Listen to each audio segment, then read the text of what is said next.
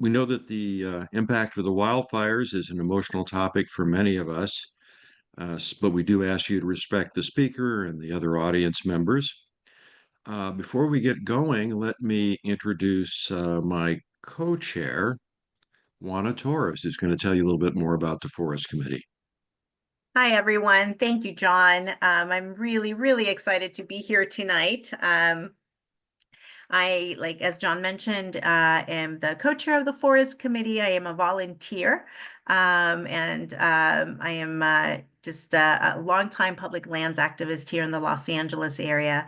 Along with some of the other volunteers here, we care about public lands, care about our local forest, and are involved because we want to create a space for others to be able to join us in doing that. And so that is really, in essence, what the Forest Committee is all about. We are the Forest Committee of the Angeles chapter of the Sierra Club, and we are dedicated to the protection of the local national forests, which includes the San Gabriel Mountains, the Sierra Pelona Mountains to the north, in the whole Angeles National Forest. We are all volunteers. We are a group of folks who enjoy being outdoors. And so along with these public programs that we're going to be hopefully hosting a few more of this year, we are also going to start to lead some hikes and outings. And so you'll be able to explore some of the places that we are trying to protect. I wanted to introduce some of the volunteers of the Forest Committee who are here tonight. Sandra Cattell, if you want to say hello to everyone, is one of our core volunteers out in the North LA County out of Santa Clarita, longtime Sierra Club member. Also on, we have Erin Harris, who just joined our committee out of the San Fernando Valley, and she's starting to help us out with communications and outreach. We have Andrea Iniguez on. Andrea, would you like to say hello? Yeah, hi everyone. Yeah, I'm just really excited to be here tonight. Wonderful. And Andrea is a staff for the Angeles chapter, and she has been, she's joined us in the last few months and has just been an incredible addition to the team. So thank you. Yeah, so that is our team.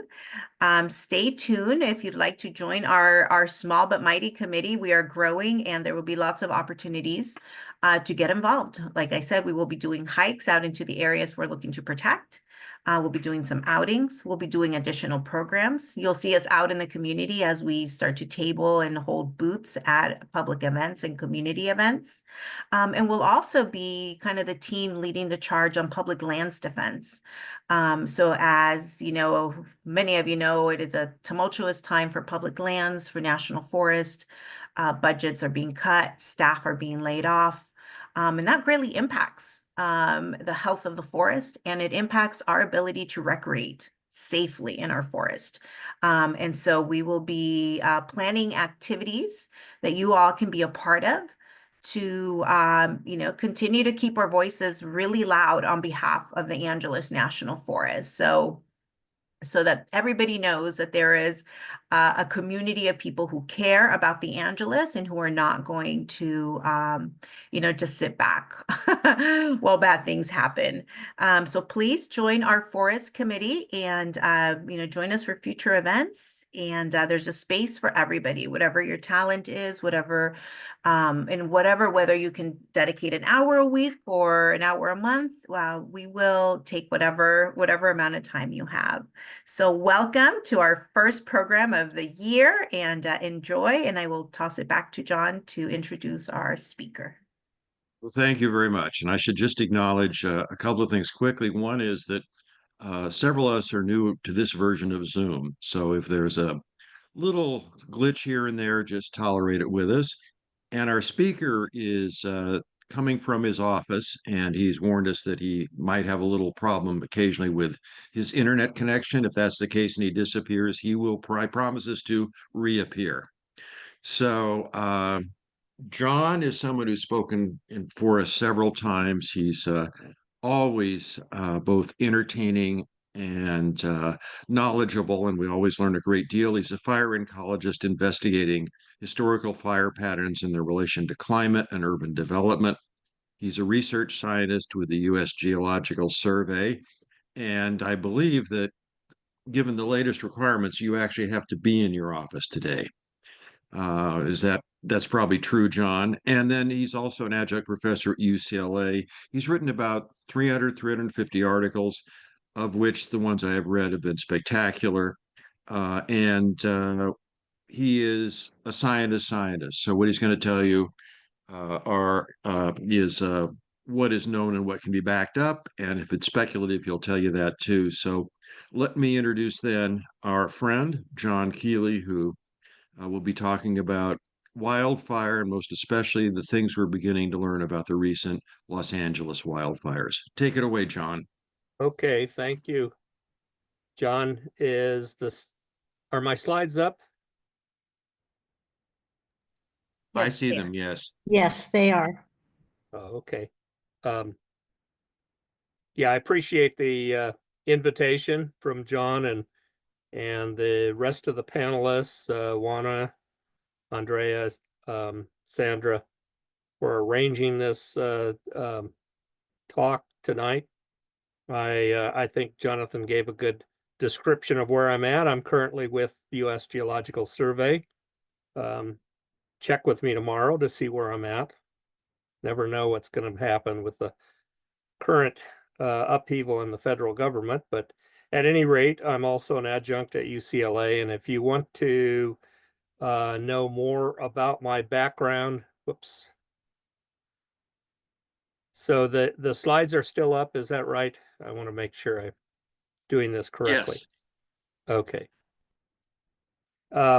And actually, if you want to know more about my background, I just discovered earlier in the week that the journal Madronio has dedicated this year's volume to me and written my former mentor, Paul Zedler, has written a very nice description of my career. Of course, the focus of what we're talking about tonight is what happened in the first 2 weeks of January of this year. Major fires, particularly the Eaton fire, just north of Altadena in the foothills of the Angeles Forest, and then the Palisades fire, which occurred off the coast between Malibu and Santa Monica in the foothills of the Santa Monica Mountains. The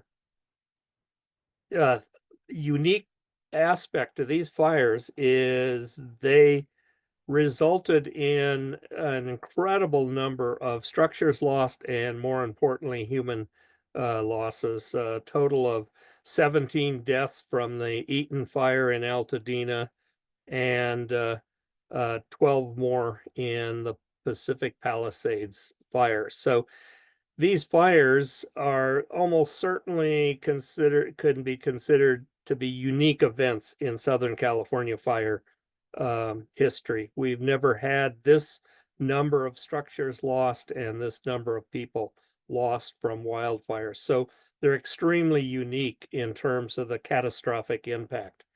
The only fire that I can recall that even came close was in the 1960s, the Bel Air Brentwood fire, which destroyed about 500 homes, which is incredibly catastrophic at the time, but it's not nearly what we're seeing today. There's three aspects of the environment that lead us to the conclusion about these fires, of why they were particularly extreme. And almost certainly the number one characteristic is they occurred during Santa Ana wind events. And you can see this in a coastal view of Los Angeles County. The white plumes here are the smoke from the fires. And as you see, they're blowing offshore. And this is typical during Santa Ana wind conditions. And we get Santa Ana wind conditions every autumn. And when they occur, they can be part of really devastating fire events. But in this case, they were even more devastating in part because the winds were much more extreme than they typically are. Typically, we see winds of 40, 50 miles per hour in these January fires. They were recording wind speeds of 100 miles per hour. So these were extreme wind events that we don't typically see. And coupled with that is the fact that we had a 9-month drought prior to those fires. And those two things lead to conditions that will produce really devastating fires. But the most important characteristic of these events is that there was a human ignition. We know that the ignition source was caused by humans because we know that natural lightning fires don't occur during Santa Ana wind conditions. So the important thing is they were the result of these extreme winds, long drought, and human ignitions. And they resulted in a very unique situation with tremendous losses in lives and property. However, in terms of the events themselves, the fire characteristics, these were not unique events. We have had winds and fire-driven storms like this in the past. For example, many of the media presentations that I've seen suggest that winter wildfires are just unheard of. We don't get them in January. Typically, those are summer or autumn events. But point of fact is we have a long history of winter fires driven by Santa Ana winds. And this isn't just an illustration of a half dozen fires historically that have occurred during the winter and very large events and driven by Santa Ana winds. So first off, it's important to realize these fires were not unique in terms of being winter fires. We have had them in the past. They're just not normal. The other important point is this extended drought that we had, 9-month drought. And it's important to realize essentially all our big fires are preceded by long droughts. This is an illustration of about a dozen big fires that have happened in Southern California all the way back to the late 1800s. The red indicates they occurred during autumn Santa Ana conditions. And the important item to focus on here is the antecedent drought that occurred prior to these fires. And what you can see is all these big fires had many months of drought conditions. These January fires of this year had 9 months of drought, but we've had fires, for example, the Thomas fire preceded by 72 months of drought. So the very long drought is not a unique condition. We've had it in the past. The other important thing to recognize is the drought conditions when you're talking about fires in the autumn and early winter don't necessarily mean that the drought produces drier fuels. This is an illustration of what the average fuel moisture level is in Southern California, and the solid line indicates basically the long-term pattern of fuel moisture. And what we see is most of years in the past, we have extremely low fuel moisture in the autumn and early December. And so we should expect that most years we're going to have very dry fuels in the autumn and the winter. So there's no reason to believe that fuel conditions were necessarily much worse than they often are at that time of year. The other important thing to understand is the Santa Ana wind conditions are something that happen every year. This panel at the top shows the Santa Ana wind days over a long period of time. I think this is an 18-year average. And the bars indicate the number of Santa Ana wind events or Santa Ana wind days throughout the year. And as you can see here, July and August, we never have Santa Ana wind conditions. They generally pick up in the autumn, September through December, but they extend oftentimes into the early winter. The important thing about these events is they typically are most common at the end of our long normal drought. And the dots here in this figure indicate the period of drought in California, and we have a typical Mediterranean type climate where 6 to 8 months of the year we have very little or no rainfall. So when you get these Santa Ana winds at the end of our normal drought, it's really prime for producing conditions for fires. And like I said, we get these Santa Ana winds every year. This is just an illustration going back about 30 years, showing the number of Santa Ana wind days from year to year. And you can see every year we get Santa Ana winds. Sometimes we get more than others. The other important thing to understand about these winds is they vary in terms of being relatively weak winds or moderate winds. Moderate winds might be 40 miles per hour versus extreme winds, which are 80 miles per hour or more. And typically, most of our fires during the Santa Ana season occur under moderate wind conditions. This is where most of the area burns under these moderate wind conditions. On average, when we have extreme winds, we have a significant amount of area burned, but it's not nearly as much area burned as during moderate winds. And that's because we don't get very many days of extreme winds. When we take individual fires that are burning under extreme wind conditions, we then see that's the time where we get individual fires, which are extremely large. And the important thing to understand about these extreme Santa Ana wind events is they're not unique to 2025. Here, 2025, we had extreme Santa Ana winds, 50,000 acres burned. But in 2017, we had extreme Santa Ana winds and burned to 280,000 acres. And then in 2011, we had a really extreme wind events. We had wind speeds during Santa Ana's in 2011 recorded over 140 miles per hour, but we had no fire. And we had no fire because nobody started one. Now, it's hard sometimes to understand what this is like when you're talking about extreme wind events and what would it be like to be in Altadena at the time of these fires.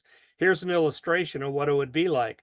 Most of you have probably been on a roller coaster, and you might remember at its steepest incline when it's coming down, it's moving at about the same speed of these extreme Santa Ana wind events. So in other words, they're extremely fast.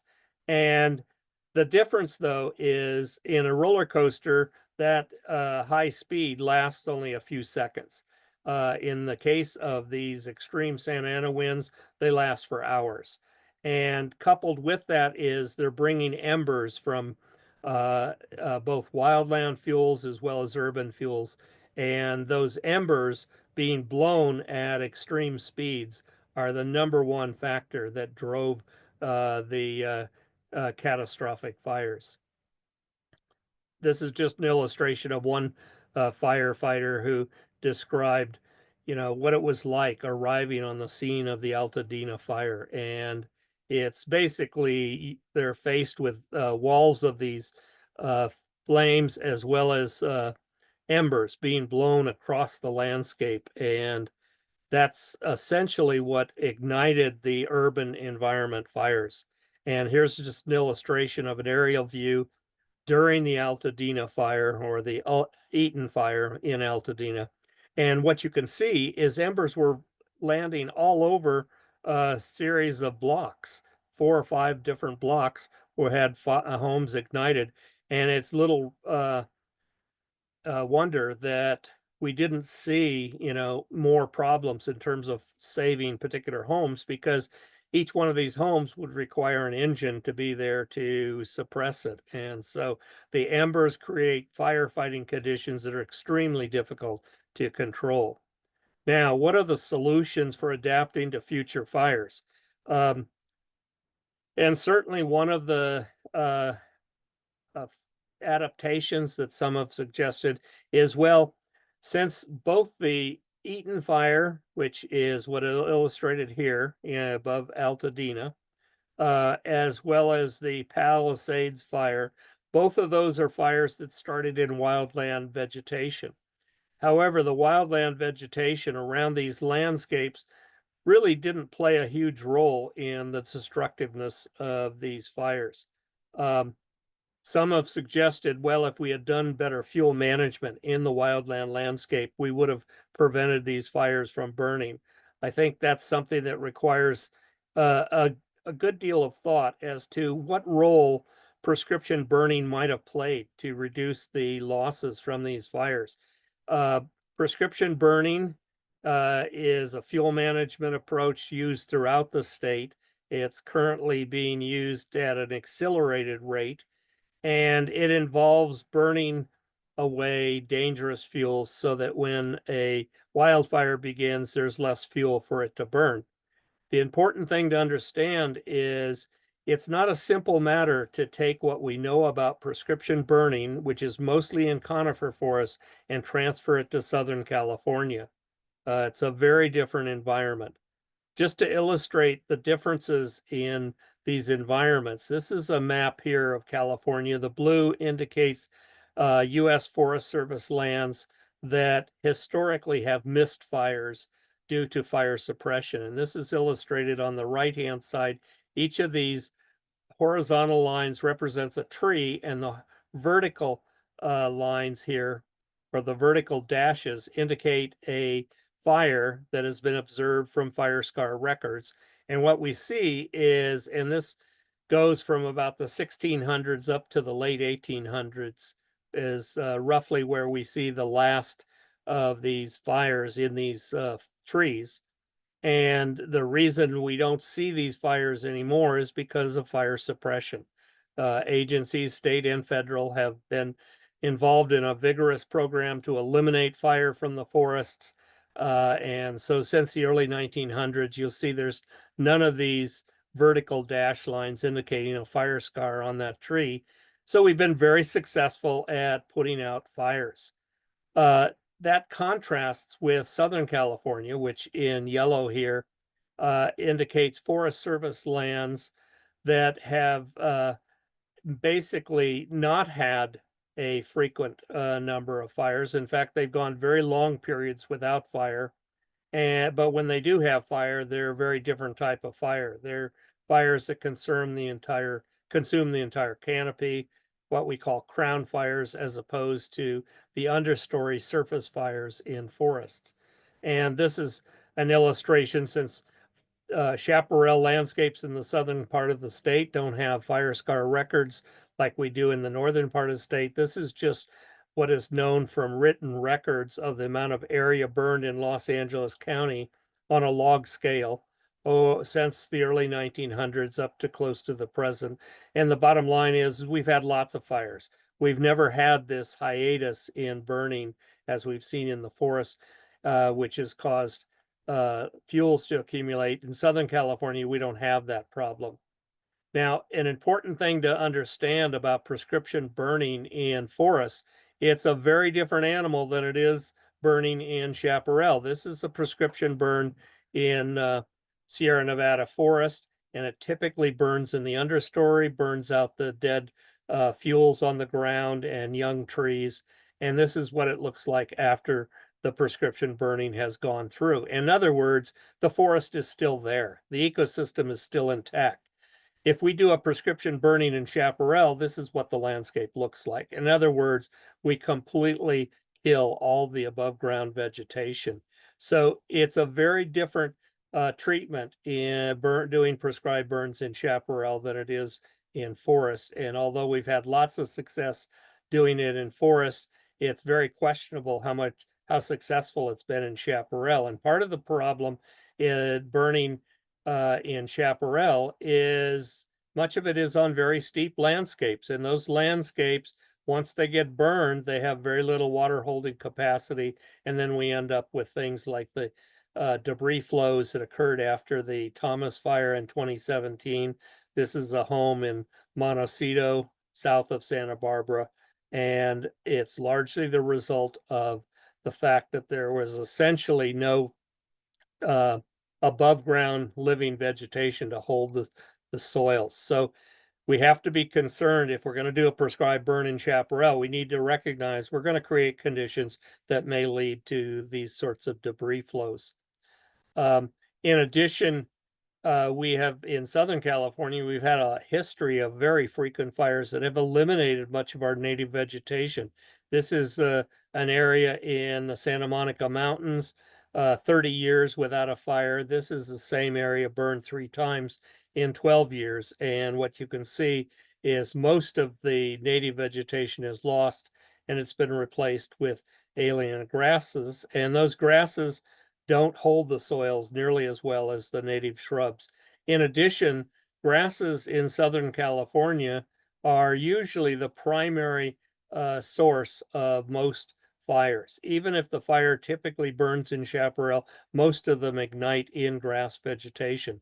So when we have a situation where we've eliminated the chaparral, we've replaced it with grasses, we create conditions that are likely to lead to more frequent fires. Now, the other aspect to doing prescription burning is to ask the question, would it have necessarily changed the outcome of these fires? This is the Altadena here, the site of the Eaton fire, and this is the Angeles Forest north of it.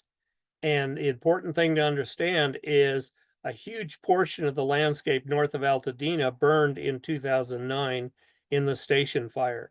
And since then, there's been, in this panel on the right, you can see this blue area.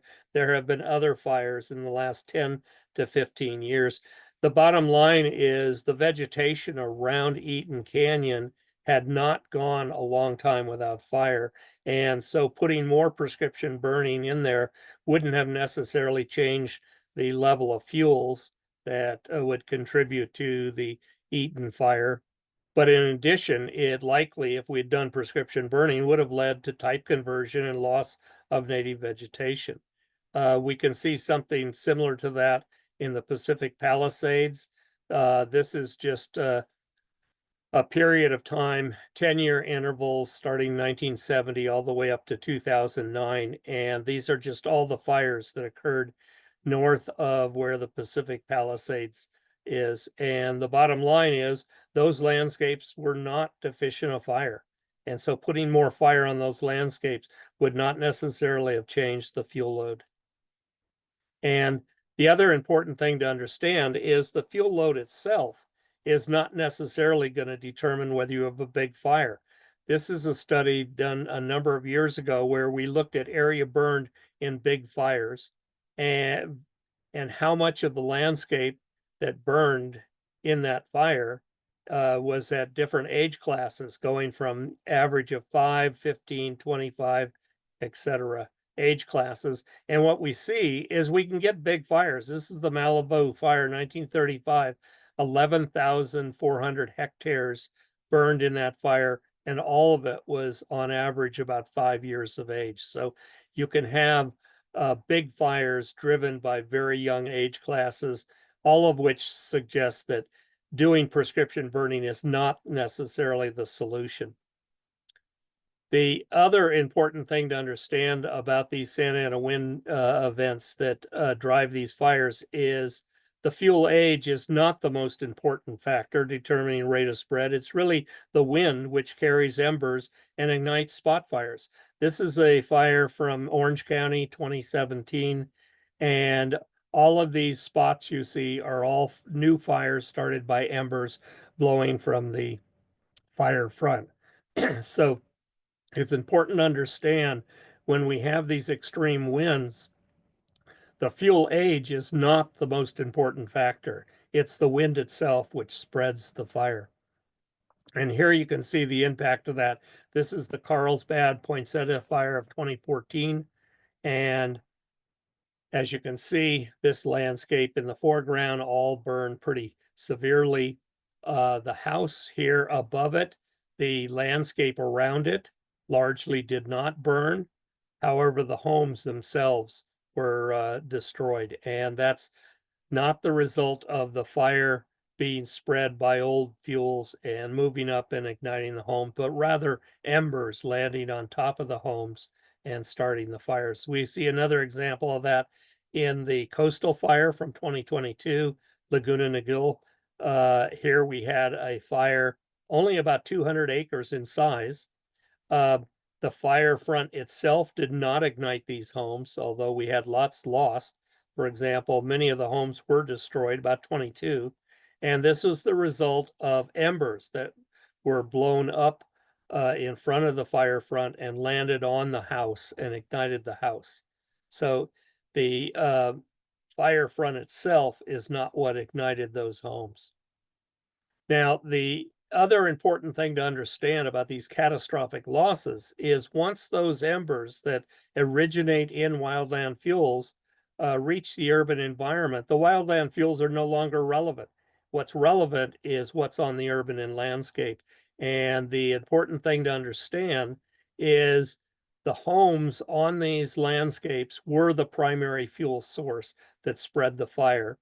And they were extremely dry because homes are made out of dried materials and they come to equilibrium with the ambient conditions during the fire. And as a result, when the homes are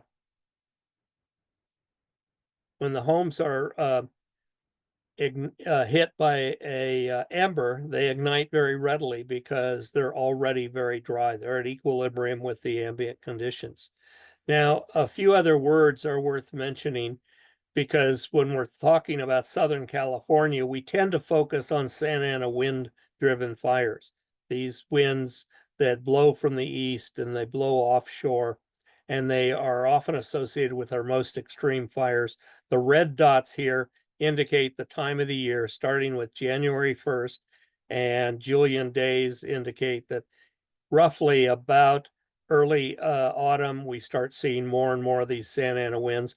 But we also have a lot of fires indicated in blue here that do not occur during Santa Ana wind conditions. And so that's one of the complications to understanding how do we deal with fire in this landscape. Not all the fires are going to be driven by Santa Ana winds. Some are driven by non-Santa Ana wind conditions. And very often, what works during non-Santa Ana conditions doesn't work in Santa Ana wind conditions and vice versa. Just to illustrate some of the differences in fires in Southern California during non-Santa Ana wind conditions, which are indicated here in blue by month. And what we see is through much of the summer and early fall, most of our fires, this is the number of fires and this is area burned. Much of it is due to fires that occur into non-Santa Ana wind conditions. And then once September hits, or more importantly, October, then we see the Santa Ana wind fires. So it's important to realize not all of our fires are driven by Santa Ana wind conditions, and a number of, or I should say, roughly about half the area burned in Southern California occurs during the summer in non-Santa Ana wind conditions. And however, the ones that occur in the autumn under Santa Ana wind conditions are very often the catastrophic ones.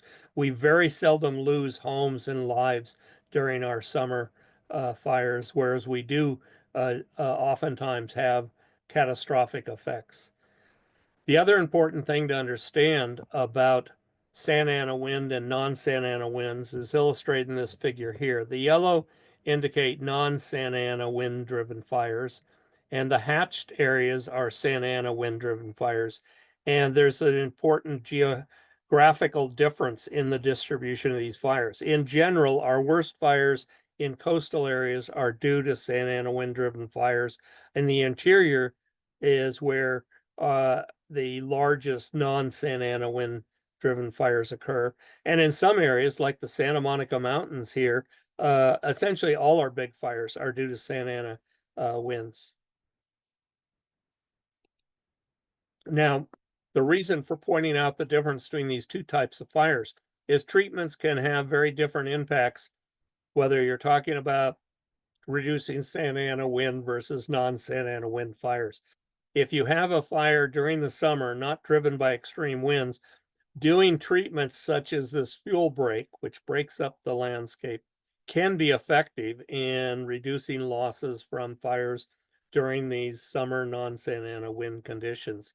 And to that effect, many people have done extensive amount of clearance around their home to reduce fuels from carrying fire into their homes. As a general rule, it's recommended that 100-foot clearance, which would be about the area here where the pointer is around that home. But some people believe more is better, and some people will clear all the way up to maybe 300 feet around their homes. One of the issues one has to consider if you're going to do that in level of clearance is potential erosion, because if there's no plants on the landscape, you're likely to see erosion and soil loss. Plus, when you clear a landscape, like in this scene here, it's going to be filled with invasive grasses, and those grasses are highly flammable and increase the probability of an ignition.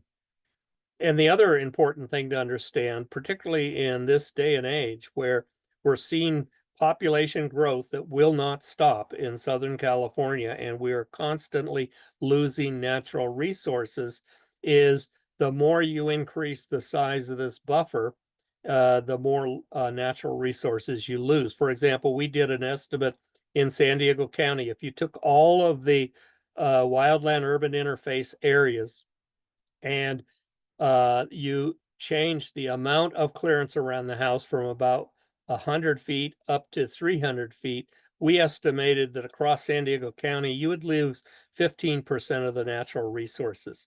And so in this day and age, that's an important consideration, unless, of course, we have good evidence that 300-foot clearance is actually going to make a difference. But the bottom line is our research says it doesn't.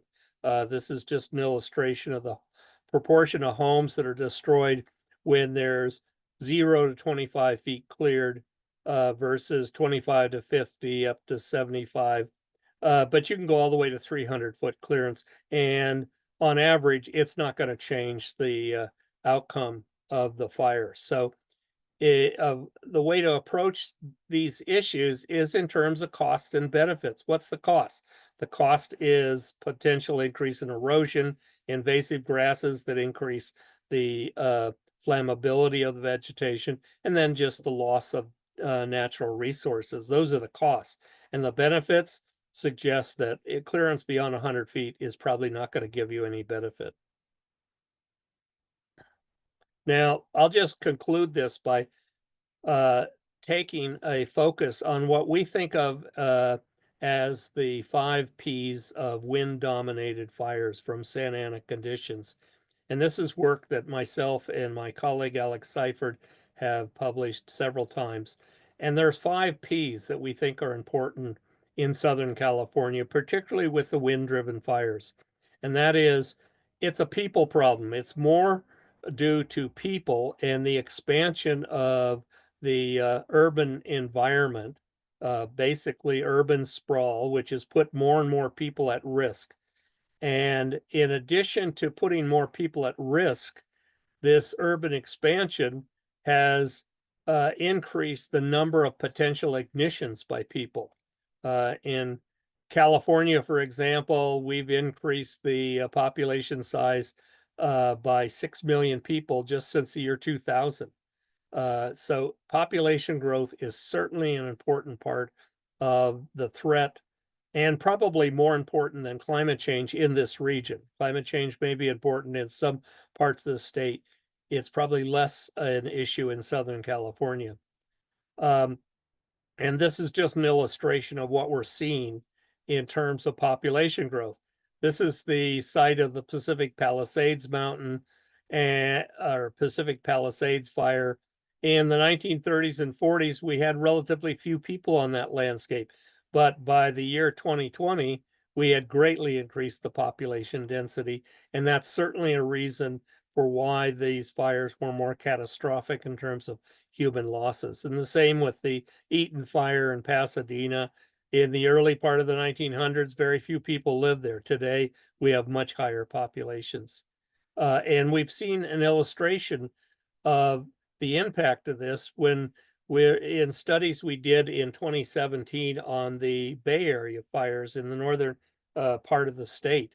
This is San Francisco here, and here is the North Bay area, and these were all these big fires from 2017. And they were almost all started, well, they were all started in extreme wind events. They don't call them Santa Anas there. They're typically called north winds.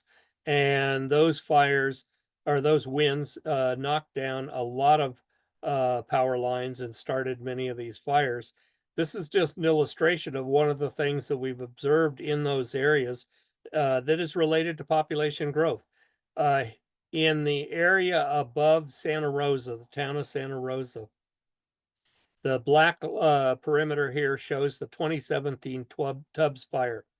22 people died, 5,643 structures were lost. Excuse me, it's of interest that in 1964, there was a fire, almost identical perimeter as the Tubbs fire, called the Hanley fire. In the Hanley fire, much bigger fire, there were no fatalities and 100 structures were lost. And this is largely, we believe, the result of population growth. This is where Santa Rosa was at in 1964 relative to,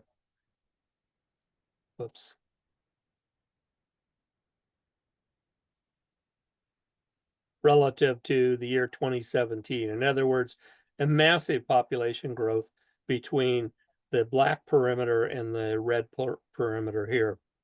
And when we translate that into development, this is what the development at the time of the Hanley fire looked like. Here, the outline is the Hanley fire north of Santa Rosa. The tan area indicates low density development. Red indicates high density. Here's that same area. Here's the fire perimeter.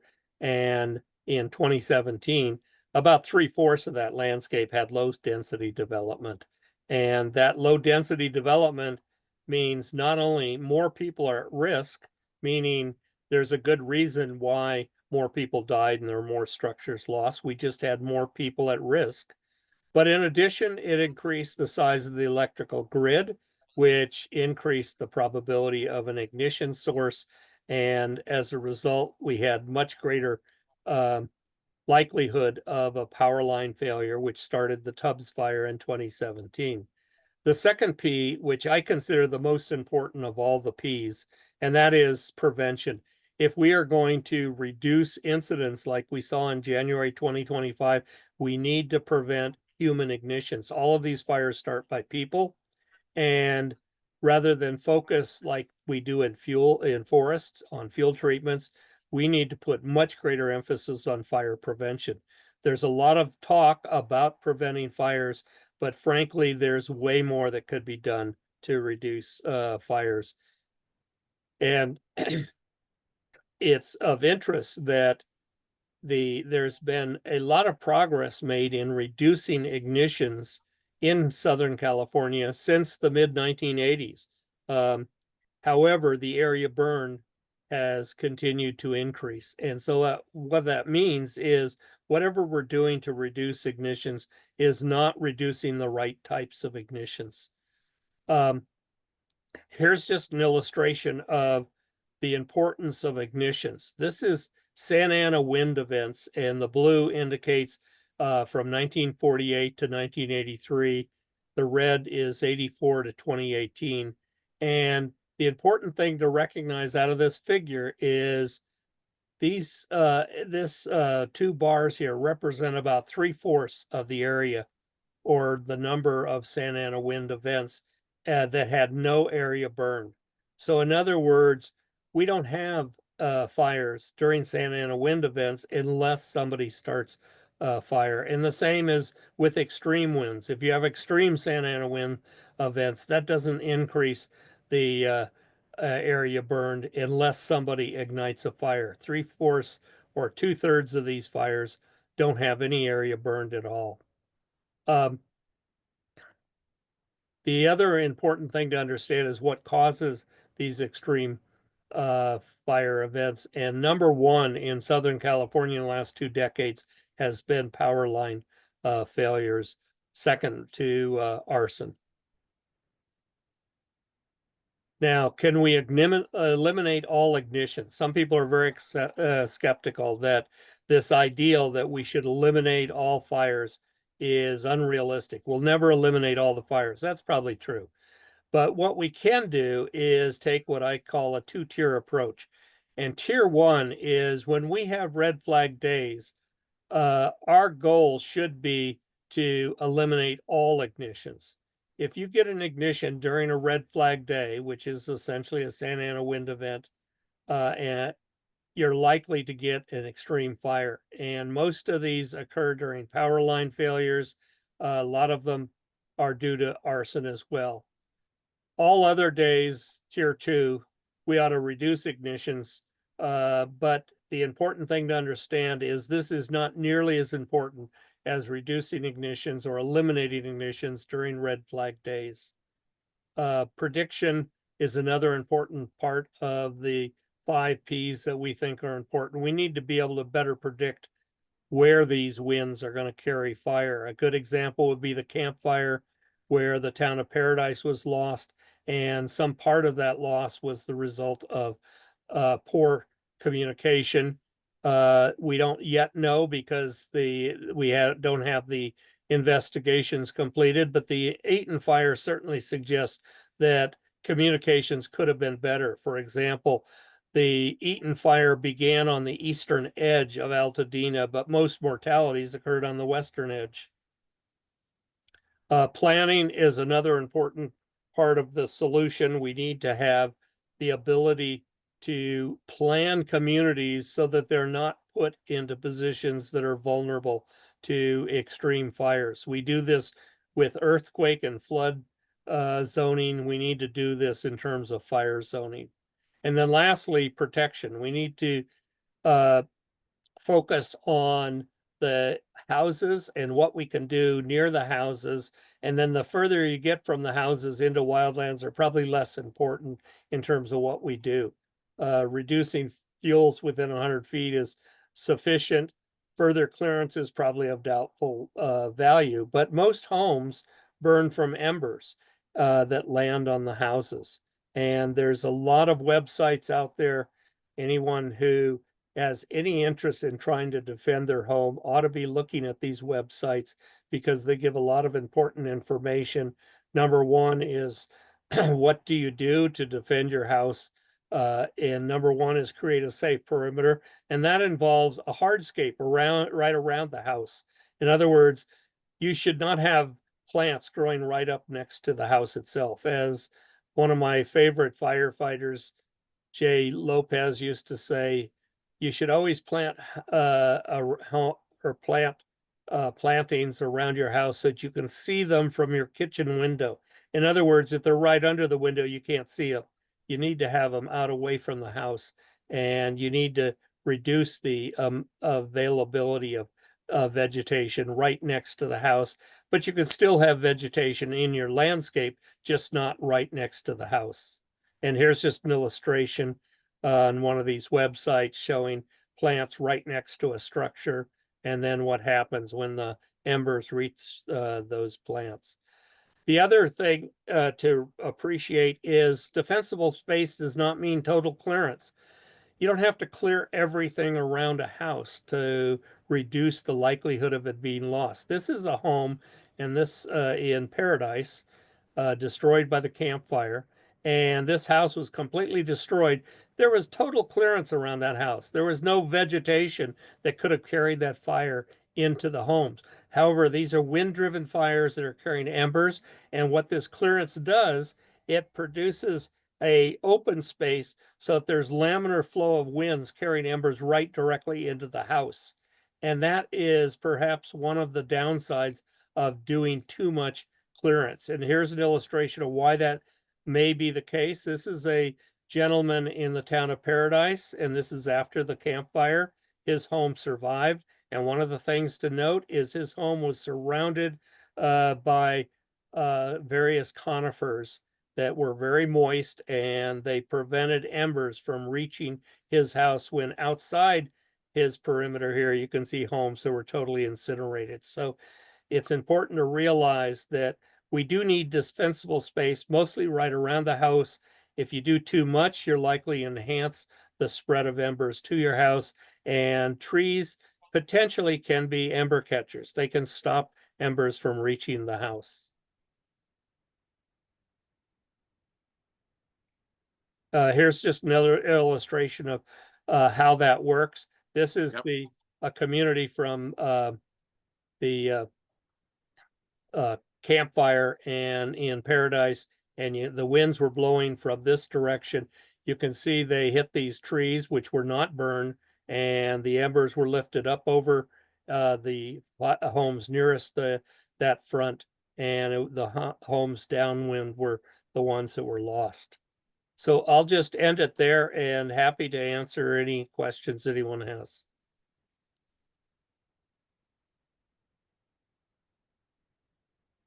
Well, just to start it out, John, so let's put questions in chat and then maybe we can call on people, but let me ask a question or two just to get this started. Um, so always fascinating. I'm always fascinated with the idea of reducing ignitions, but what would you think would be a reasonable tactic? I mean, we would want people to not use mechanical equipment, for instance, probably. So there'd be kind of an emergency that one could see where, everyone stopped for a couple of days doing activities that could cause ignitions. That's part A. And then part B would be how much of like Edison transmission lines should they be like undergrounded? What would be the strategy to reduce that number one source of fire? So there's kind of a two-parter there, John. Take on whatever you like. Well, there's no question. In Southern California, the number one ignition source is power line failures during Santa Ana wind-driven fires. The vast majority of our catastrophic fires start from power line failures. And so that's certainly the place to begin. And we have to hand it to the power companies. They have actually been working on reducing ignitions, and they've done a lot of things. But there's probably a lot more that can be done, as illustrated by these current fires. Now, we don't have a definitive statement on what the ignition source was for these two fires. There's strong evidence that the power lines might have been involved in the Eaton fire. It appears that wasn't the source in the Pacific Palisades fire. So there's certainly a lot more that we potentially can do to reduce power line ignited fires. In terms of other potential sources, I think we already have that covered. When it comes to power equipment in the outdoors, there are ordinances against using power equipment during red flag days. Now, maybe not everybody's aware of it. However, there are ordinances that say you cannot use power equipment during extreme weather conditions. And if you do, you have to do it only during a particular time period. Let me ask one more and then we'll see if other people have questions. I have more, but I don't want to not get to their folk. If we can't do it, but if we could redesign the layout of an Altadena, realizing we have to have more housing actually, I've certainly read that if we had it laid out where there were, multi-story buildings that were concrete or really highly fire resistant, with areas in between that had open space, the designs that stressed high density housing, but with open space potentially are more fire resistant. So what kind of urban design would make it would make Altadena less fire prone? Whether or not we can actually do it, just as an example. Well, I think there's very good evidence that both the Eaton fire and the Pacific Palisades, one of the major problems was high density housing. Once a house was ignited, it readily ignited surrounding homes. And there's a lot of work going into trying to understand this at the present moment. For example, the Fire Severity Research Institute is right now working on a $10 million grant to understand what drove the fires in Pacific Palisades. And I believe they're also including Eaton fire. And so they have engineers working on this, what actually happened during the fire events. But I think most of the people you talk to who are working on this will tell you that certainly the density of housing played a big role. So yeah, the scenario you suggest, maybe have low density, single dwellings that are separated, that potentially could have an effect in terms of reducing fire spread. But when it comes to designing communities, this is way more than science. This is economics and sociology and politics. And I can easily imagine that there would be a lot of pushback to that kind of design because people might not want to live there. So it's, this is one of those multifactorial problems. You got to have many disciplines involved. You can't ask a scientist how to solve the problem because it's not a scientific problem. It's one, scientists can tell you, yeah, lower density, widely spaced structures is more likely to resist fires, but that's a long way from telling planners what they should be doing. One other quick example of that, was a very strong African American community in part of Altadena, and I was at the first A&E church where recovery was being discussed, and they were really worried that there would be no longer an African American community there because, of the cost of rebuilding, the possibility of gentrification. People are buying it up. So how you reconstruct can have, a really dire effect on specific groups of people who have a very legitimate interest in, protecting their identity and their neighborhoods. So that is Well, I not a think scientific question. Yeah, I think you're illustrating an important point. The focus of what I'm talking about only goes so far, and it's not going to solve all the problems. And as you point out, these problems, require multiple disciplines all working together to try and come up with a solution. And science itself is not going to solve the problem. It can contribute, but these are really complex problems due to a lot of factors, not the least of which is the rise in housing costs, not just in Altadena, but throughout the state and in other states. We're seeing the cost of housing increasing, to the point where people can't afford it. And one of the problems is as the cost of housing increases, there's an interest in trying to reduce the requirements for fire safe homes. We've seen this in the news recently where there's been suggestions that we should reduce the number of requirements for fire safe construction in order to increase the number of people who can build their homes.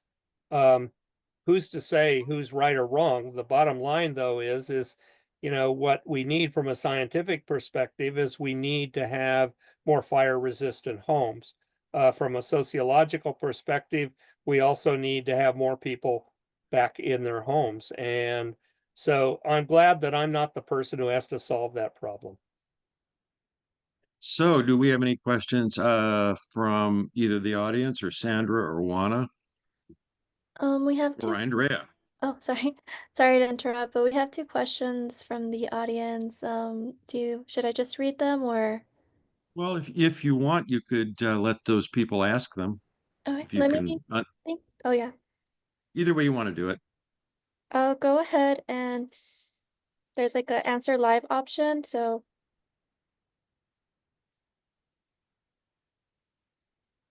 oh, you know what?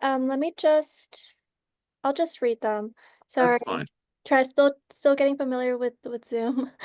First question is, what type of prescription burning technique should be used for Southern California chaparral wildlands that have been researched? Well, the bottom line is we don't have any good approaches to prescription burning that would solve the problems of these types of fires. Um, there's prescription burning that might work in some wildland landscapes, but the important thing to understand is the most catastrophic fires we have in Southern California are generally not due to the age of the vegetation. So the primary reason for doing a prescription burn is to reduce the volume of fuels, but there's very little evidence that fuel volume ultimately determines the outcome of these fires. As I showed in, excuse me, one of the studies that we've done is often we get really large Santa Ana wind-driven fires burning through vegetation that is quite young. And so prescription burning, as best we can tell, probably doesn't solve any of these big problems. And primarily it's because the real concern is what happens when the fire reaches the urban environment. And prescription burning is probably not going to change that. It's really a result of the embers that are caught by those severe winds and carried into the urban environment. And you can get embers produced in young vegetation as well as old. So most of the scientists that I'm familiar with in Southern California don't believe that by and large prescription burning is going to solve any fire problems in Southern California. But that's not to say it's not an important method in forests. But as I pointed out, forest, it's a very different phenomenon. You do a prescribed burn in a forest and the forest is still there. And you've just burned out the understory fuels. In chaparral, you do a prescription burning and you burn down the entire vegetation.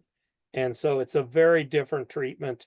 And so far, we don't have convincing evidence that it plays a big role in reducing catastrophic fires. And you pointed out too that there's fire risk from clearance. I mean, invasive species, grass. It could even be counterproductive. And not only that, the debris flows that are likely. I And mean, that. we've already seen it in Pacific Palisades, the flooding and debris flows after the rain events. And that's what happens when the entire vegetation is burned to the ground.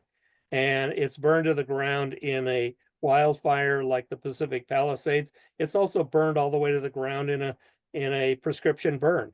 And so you don't change the threat of debris flows with a prescribed burn. Question, Andrea? Yeah, thank you. It's a follow-up question, and should there be an agency specifically for arson-related fire prevention that doesn't exist already? Well, that's not really a question I'm qualified to answer because I don't know much about, how agencies work. I work for the federal government and I understand it less now than I ever did. So I don't know that I would understand, how to control arsons. However, I would point out we have done quite extensive studies in the last 30 or 40 years on Santa Ana wind-driven fires and ignition sources. And arson is important, but it is by no means the most important ignition source. Most important is power line failures, and that's something that's tractable. We can actually do something about power line ignited fires. In terms of arson fires, there are a number of fire safe councils and other local groups that are actually attacking this themselves. Some of the communities have developed plans where when there's a red flag day that we know a Santa Ana wind is going to occur, there are patrols that wear vests that say specifically they're fire control people, and they go out and they patrol the landscape with the idea of not just catching people who are potential arsons, but discouraging them. And that's probably the best we can do in terms of discouraging arson, is have more people on the landscape who are aware that people are watching them. I have another question, but I don't really want to insert it until some other people have had a chance. Sandra, do you have a question, or Juana, or anyone in the audience? Well, I actually do have a question. Go for it. Sandra Cattell. Let me turn on my camera. I'm sorry. Didn't mean to not take my camera, to put my camera off. What can be done? Of course, we all know that underground transmission lines would be preferable, but what can be done to existing transmission lines to harden them? Everybody talks about hardening homes. How do we harden transmission lines?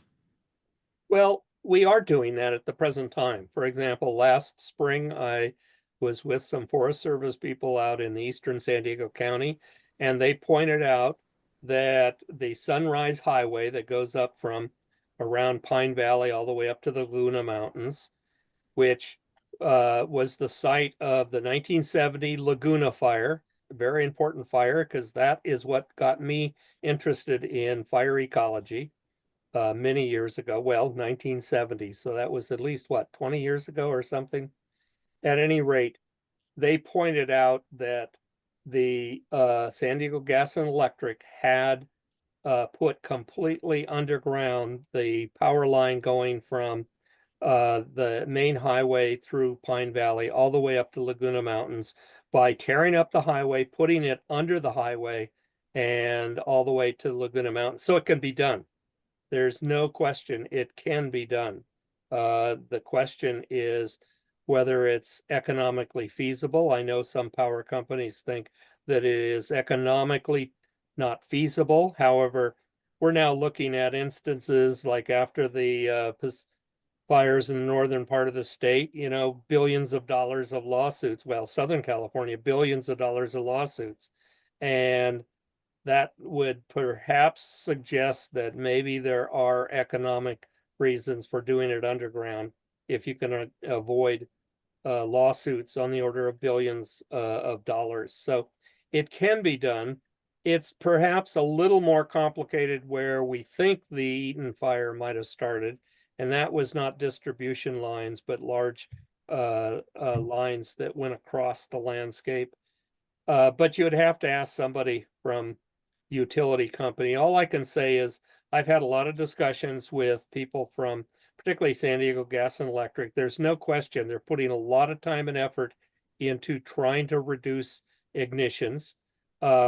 Just as a point of reference, one suggestion that maybe what they've been doing is useful is in 2003, 2007, they had major power line ignited fires in San Diego County, and they suffered hundreds of millions of dollars of lawsuits.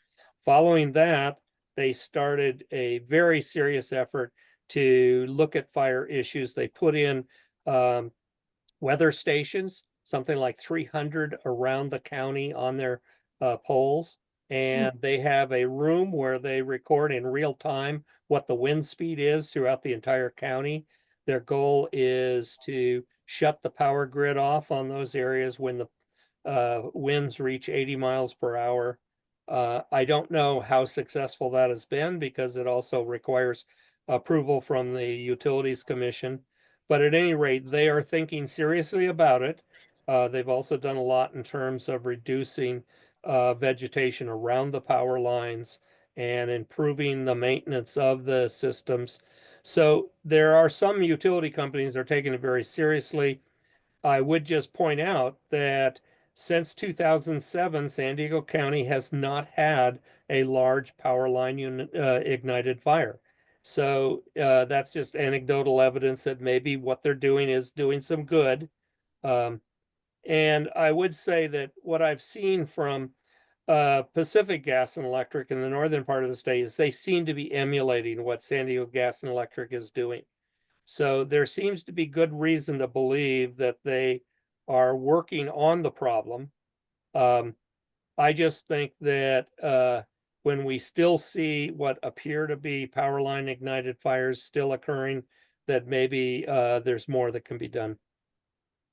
Thank you. So I had one more, perhaps the last, probably of mine.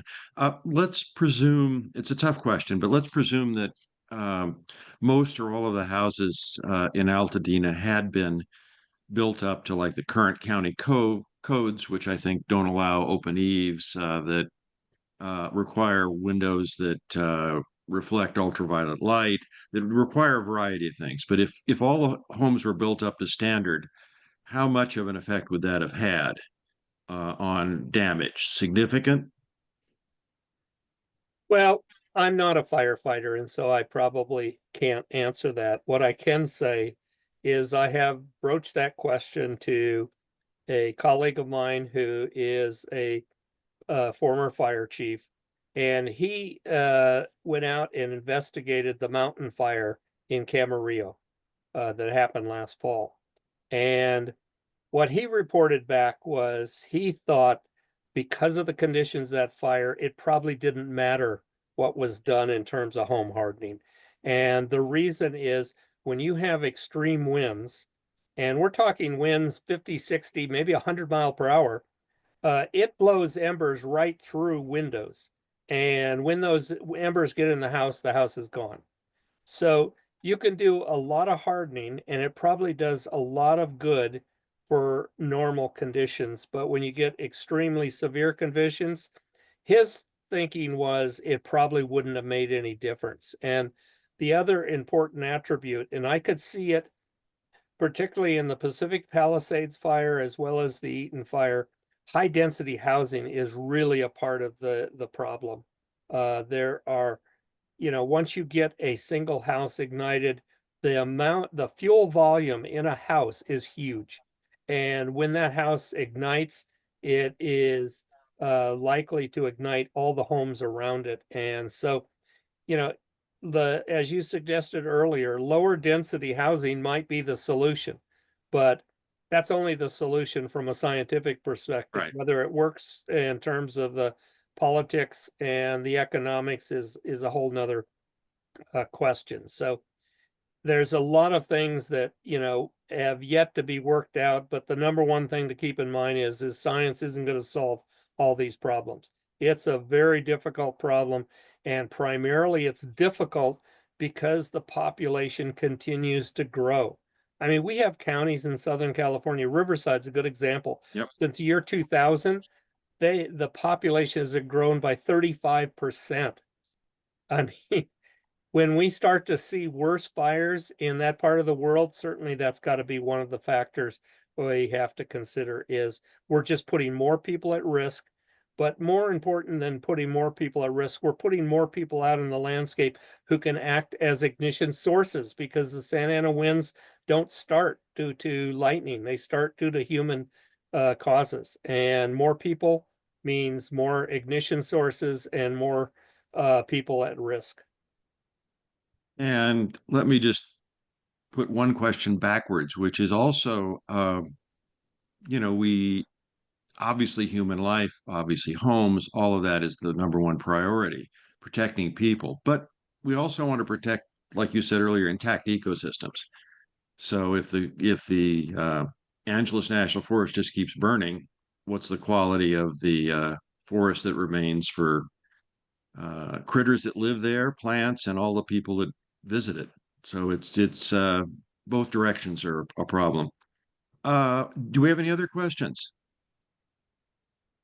No, I don't see any more questions on my end. Well, this was really fascinating and really important, Jon. So we appreciate it very much. Well, I certainly enjoyed the opportunity. And I'll point out if anyone still has questions, feel free to email me. I don't mind answering emails. I get enough of them that I'm used to it. So maybe we could send that out to well, if we can figure out how to do it, we can send the email address out to the attendees if we can Well, figure the out how to do it. attendees can just Google my name, USGS email, That's right. You and listed. they'll get it. Okay. Well, thanks again, Jon, and best to you. Well, thanks to all of you for the invitation. Thank you, Jon. Thanks, everyone. Bye. Thank you.